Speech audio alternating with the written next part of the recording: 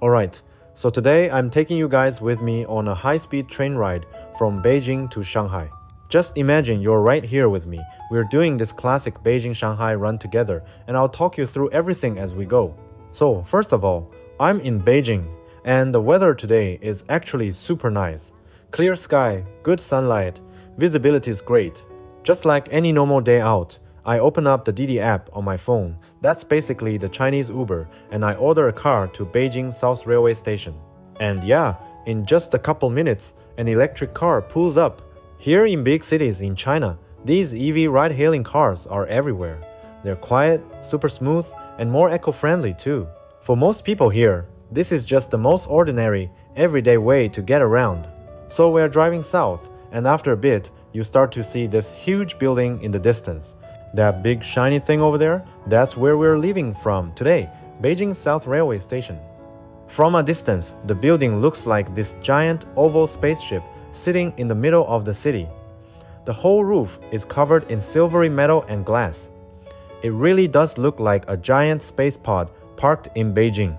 Let me just say this real quick. Beijing South is one of the most important high-speed rail stations in Beijing, and honestly one of the busiest in the whole country. We're talking hundreds of thousands of passengers going in and out every single day, and the whole place covers hundreds of thousands of square meters. It's massive. As we get closer, you really start to feel the scale of this place. Alright, so the train we are taking today is a really classic one, G17, from Beijing South to Shanghai Hongqiao. In China, trains that start with a G are the high-speed ones, and this particular train has a big advantage. It makes very few stops and it runs fast. The whole trip from Beijing to Shanghai is over 1,000 kilometers, something like 800 plus miles, and this train does it in just a bit over 4 hours. If you pick another train that stops at a bunch of cities along the way, it can easily take 5 or even 6 hours. So yeah, when you're buying tickets, you really want to double check the train number and the total travel time.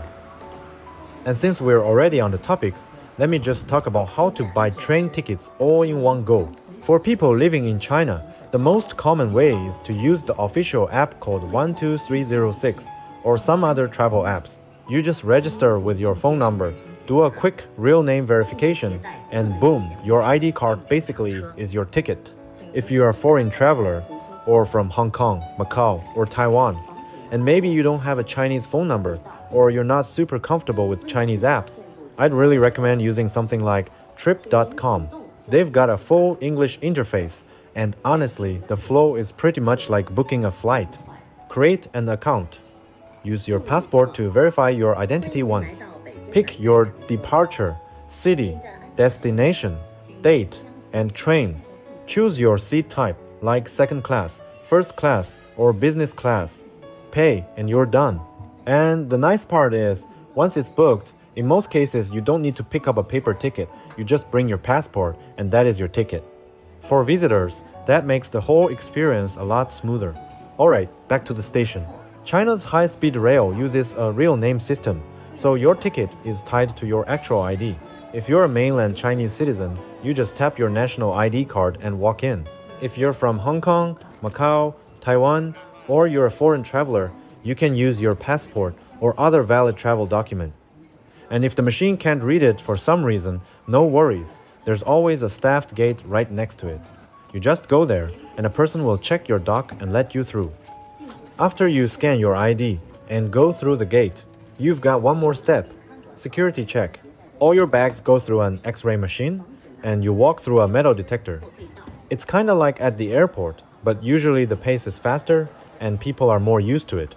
Once you're through security, you walk straight into the main waiting hall of Beijing South. Now, one cool thing about Chinese high-speed stations is, from the outside, they all look totally different. But inside, the layout is almost always the same.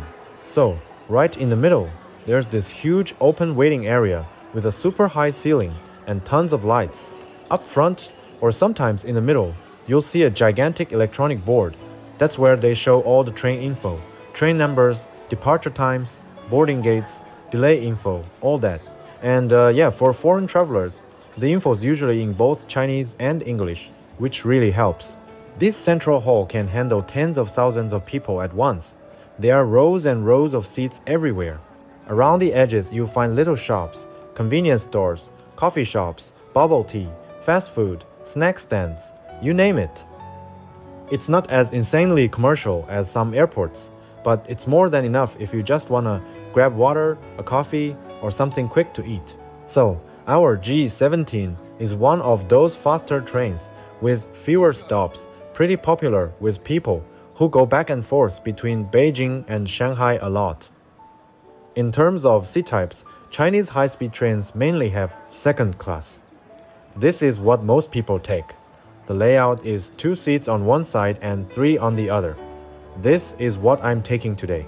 First class, usually 2 plus 2, so a bit wider seats and more legroom. Business class. This is kinda like business, or even first class on a plane.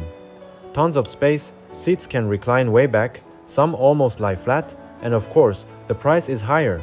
For today's trip from Beijing to Shanghai, my second class ticket is roughly equivalent to about $90. Considering it's over 1,000 kilometers and just a bit more than 4 hours, the price is actually pretty solid. On the big departure board, it shows G17 is boarding from gate 14 or gate 15, so I just follow the signs over there and hang out for a bit. In China, high-speed trains usually start boarding around 30 minutes before departure. At that point, the board switches from waiting to boarding, and you'll hear announcements calling your train. When boarding starts, people line up and move toward the gates. Most locals just scan their ID cards. Folks from Hong Kong, Macau, Taiwan, and foreign travelers can scan their passports.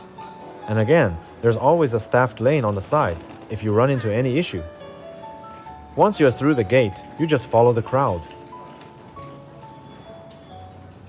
There'll be stairs and escalators going down to the platform. If you've got big luggage, or you're traveling with older folks or kids, the escalator is definitely the easier choice.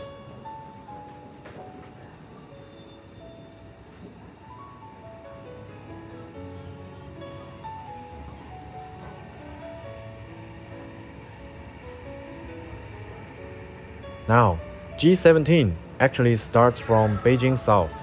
It's the originating station. So by the time we reach the platform, our train is already parked there, waiting for us. And check this out. Today's train is a Fuxing high-speed train, the one with the white body and gold stripe along the side. It looks super clean and kinda fancy, compared to the older blue striped train. Fuxing trains are basically China's newer generation of high-speed trains. When you get on, the first thing to figure out is your luggage.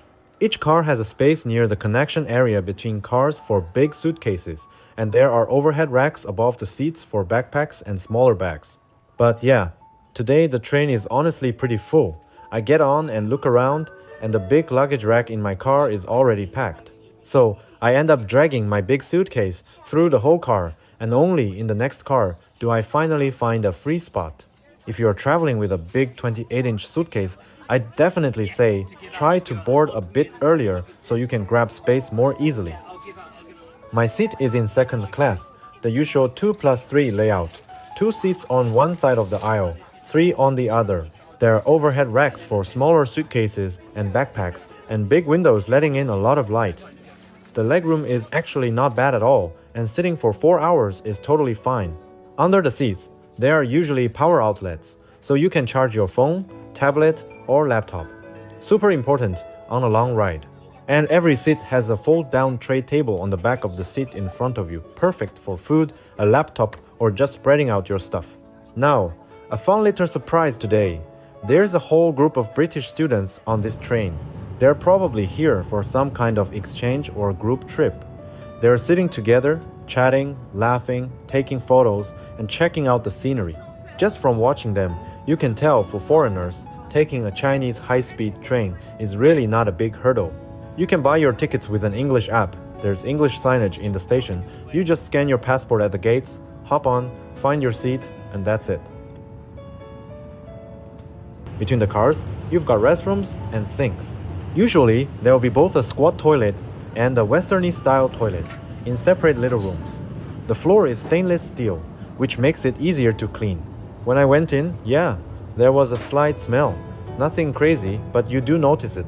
It's not as pristine as, say, a nice airplane bathroom on some international flight, but overall it's totally acceptable. Tissues, soap, all that basic stuff is there.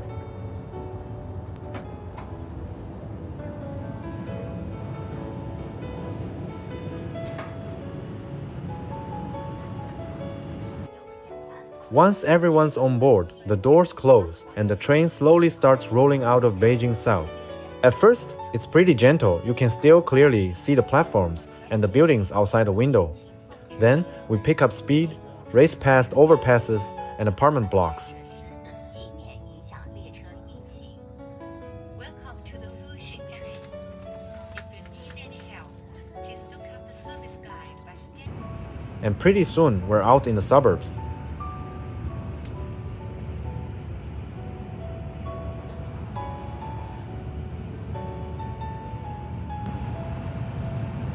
A bit later, the train really starts to open up, and we're cruising at over 300 kilometers per hour. That's like around 186 miles per hour. Inside the car though, you don't really feel like you're going that fast. It's more like this steady, smooth glide. If you put a cup of water on your tray table, the surface barely moves, maybe just a tiny ripple, but it's not sloshing around. The temperature inside is set nice and warm, especially for winter, so it feels cozy as soon as you sit down. People are just doing their thing, chatting, scrolling on their phones, watching shows, or just passing out against the window. The noise level is kinda like a slightly busy coffee shop. You hear people talking. Sometimes a kid makes a sound, but it's not crazy loud or anything. That group of British students cracks up every now and then, but overall the vibe is chill and pretty fun.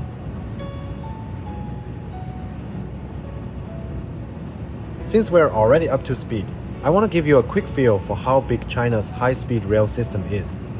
Right now, China has more than 40,000 kilometers, so over 24,000 miles of high-speed rail in operation. That's the longest network in the world, by far. A bunch of the main lines can run at 300 to 350 kilometers per hour in regular commercial service. On some sections of lines like the Beijing-Shanghai route or the Beijing-Guangzhou route, these Fuxing trains actually run at 350 kilometers per hour on a daily basis. Now, if we compare that to a few other famous high-speed systems, Japan's Shinkansen is kind of the original high-speed rail, super reliable and super safe. But most of its regular operating speeds are around 240 to 320 kilometers per hour, and the total length of high-speed lines is just a few thousand kilometers. France's TGV is also really famous. In tests, their trains have gone over 500 kilometers per hour, which is insane. But in everyday service, they usually run around 300 kilometers per hour. Again, the total length of high-speed lines is in the thousands of kilometers, not tens of thousands. Countries like Spain, Germany, Italy all have high-speed or semi-high-speed lines too. But if you look at the total mileage or how dense the network is, it's still way less than what China has built out. So in a lot of countries, taking a high-speed train is still kind of a special thing, only between certain big cities, not something you do all the time. In China though, high-speed rail is super everyday. It connects tons of major cities and provincial capitals. People use it for weekend getaways, for daily business trips, for going home during holidays. It's just part of normal life now. And speaking of normal life, eating on the train is also super convenient. Besides the usual food cart selling lunchboxes, snacks and drinks, there's something even cooler. You can actually order food from your phone and have it delivered to your seat. Or even order takeout from a restaurant at one of the next stations and have it brought onto the train. So on this trip, I went ahead and tried that out for real.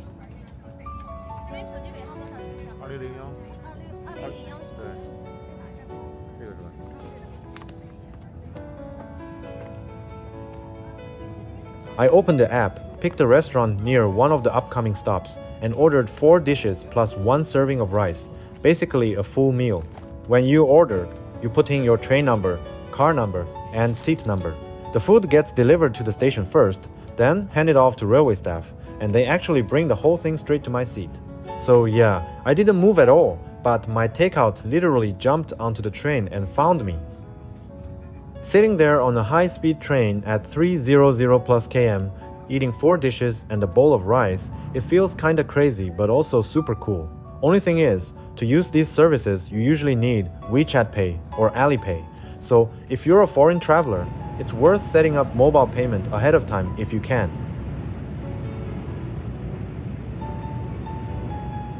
After around 4 hours, it's completely dark outside. City lights start popping up more and more, and the train begins to slow down. The announcement comes on. We're arriving at our final stop, Shanghai Hongqiao Station. The train pulls in, comes to a smooth stop, and everybody stands up, grabs their bags, and files out onto the platform.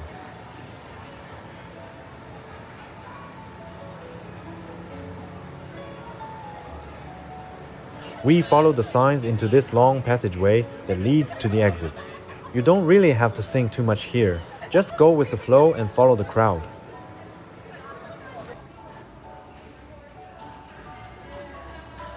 At the exit gates, it's basically the same system as when we came in. Mainland Chinese passengers scan their ID cards. Hong Kong, Macau, Taiwan travelers and foreigners scan their passports. And if the machine doesn't read it, or something weird happens, there are staffed lanes you can go to. Once you're through the exit gates, you're officially inside the Shanghai Hongqiao Transportation Hub. This place isn't just a train station, it's a huge integrated hub. You've got high-speed trains, regular trains, Hongqiao Airport right next door, mostly domestic flights, multiple subway lines, buses and long-distance coaches, all kind of woven together in one giant complex. A lot of people arrive here by high-speed train, then just hop straight on the subway to go downtown. Others come in from the city by subway and switch to a plane or another train. The whole thing is basically one giant transfer machine for East China. And here's a fun little detail. We started in Beijing, where it already feels like full-on winter cold air, that dry northern chill. Just 4 hours later, we step out in Shanghai, and it still feels more like late fall. It's warmer, a bit more humid. The trees and the streets just have a different vibe. Same country, but totally different feeling in terms of seasons. After people scan their IDs or passports and go through the exit gates, they walk down the long corridor, dragging their suitcases, chatting, laughing, heading off to hotels, homes, offices, or their next adventure. For most of them, this 4-hour trip between China's 2 biggest cities isn't a big deal at all. Nobody is acting like, whoa, I just completed some epic long-distance journey. It's just normal. Not that tiring, pretty efficient, and kind of routine. And that's really the point. This is what high-speed rail looks like in everyday Chinese life now. A 4-hour ride from Beijing to Shanghai, once something that would have taken a whole day or an overnight train, has turned into a super common kind of commute. For a lot of people, it feels almost like taking a really fast, really long subway ride between 2 giant cities. And for me, on this trip, it's just good weather, a DiDi ride, a huge station, a Fuxing high-speed train, 300 plus kilometers on smooth tracks, 4 dishes, and a bowl of rice delivered right to my seat. And then boom, before I know it, we're stepping out into the lights of Shanghai. If you enjoyed this little journey, don't forget to subscribe to my channel. I keep showing you beautiful corners of the world, places full of stories, flavors, and quiet magic waiting to be discovered.